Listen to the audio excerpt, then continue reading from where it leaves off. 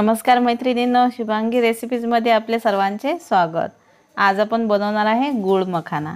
त्याआधी आपण मखाण्याचे आरोग्यविषयक फायदे जाणून घेऊ। मखाना हे एक पौष्टिक आणि अनेक प्राकृतिक व औषधी गुणधर्मांनी युक्त असे कमळाचे बीज आहे। भरपूर प्रोटीन, कार्बोहायड्रेट, मॅग्नेशियम, फॉस्फरस व पोटॅशियमने युक्त असे मखाना आहे।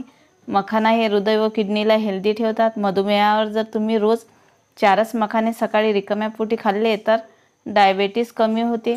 उच्च रक्तदाबावर नियंत्रण, मानसिकता, राग येणे यावर अंकुश मखान्याने येतो, कारण हे कमळापासून तयार झालेले थंड प्रकृतीचे बीज आहे। चेहरा तजेलेदार होतो, सुरकुत्या गायब होतात। दैनिक आहारात किमान 25 ग्रॅम मखाना रोज खायला हवे। आता आपण रेसिपी बनवूया। त्यासाठी मी 1 वाटी मखाना घेतला, अर्धी पाऊण वाटी गूळ घेतला आणि थोडंसं तूप घ्यायचं आहे। सुरुवातीला आपल्याला गॅसवर कढई गरम करून घ्यायची आहे आणि त्यामध्ये आपल्याला हा मखाना भाजून घ्यायचा आहे। काहीही न घालता आपल्याला तसाच हा मखाना छान असा भाजून घ्यायचा आहे।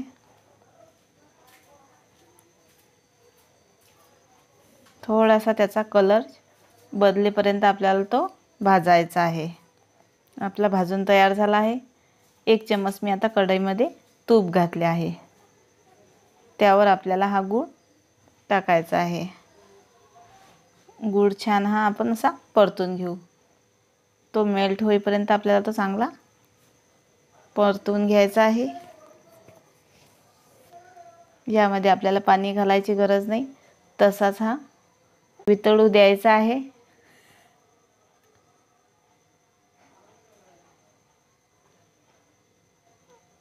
हे पहा, छान असा आपला हा गूळ वितळलेला आहे। आता आपण यावर मखाना टाकून परतून घेऊ। 2 ते 3 मिनिट आपल्याला हे छान असं परतून घ्यायचं आहे। हा आपला गूळ मखाना तयार झाला आहे। खायला सुद्धा खूप छान लागतो। लहानांपासून तर सर्वांना हा नक्कीच आवडेल।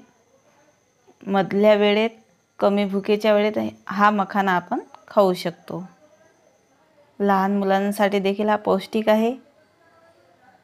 अशा साध्या व सोप्या नवनवीन रेसिपी पाहण्याकरता शुभांगी रेसिपी या चॅनलला लाईक करा। हा मखाना आपण उपवासाकरता सुद्धा खाऊ शकतो।